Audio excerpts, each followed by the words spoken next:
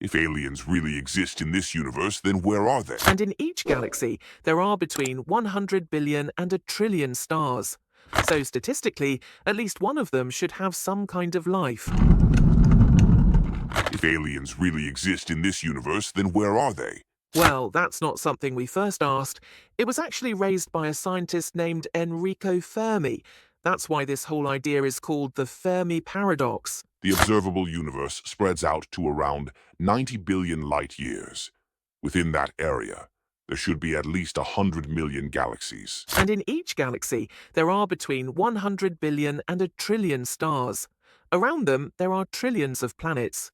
So statistically, at least one of them should have some kind of life. But even if life does exist out there, our chances of discovering it are extremely low. Why? Because even with the fastest spaceships we could ever imagine, traveling to another habitable planet might take millions of years. Exactly.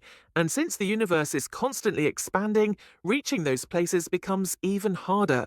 So for now, let's just focus on our own galaxy, the Milky Way. Inside the Milky Way alone, there are about 400 billion stars. Out of them, around 20 billion are similar to our Sun. Scientists estimate that at least 5 billion planets in this galaxy could possibly have the right conditions for life. The Milky Way is about 13 billion years old. At the beginning, it wasn't suitable for life, but after around 2 billion years, conditions became better. That means life could have started on other planets long before Earth was even formed. Exactly. Earth itself is only about 4 billion years old. That means the chances for advanced civilizations to have developed before us are incredibly high.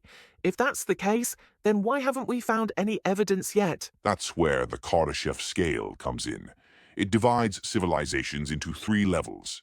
Type 1 civilization, able to use all the energy resources of its planet like sunlight, wind, oceans, and so on. Humanity is currently at about 0.73 on this scale. Scientists believe we could reach Type 1 in 200 to 300 years. Type 2 civilization, able to capture all the energy of its home star, possibly using technologies like a Dyson sphere, which surrounds a star with solar collectors.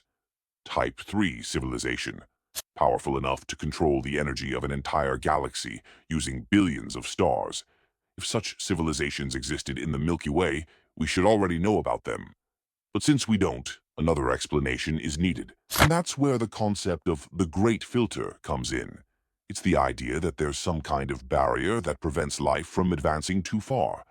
There are 2 possibilities. 1, we've already passed the Great Filter. For example, life evolving from single-celled to multicellular organisms might be extremely rare. If that's true, then we humans are already very special.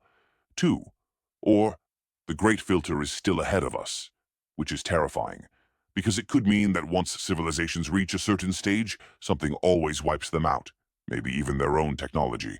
Don't forget to subscribe, like, and leave a comment.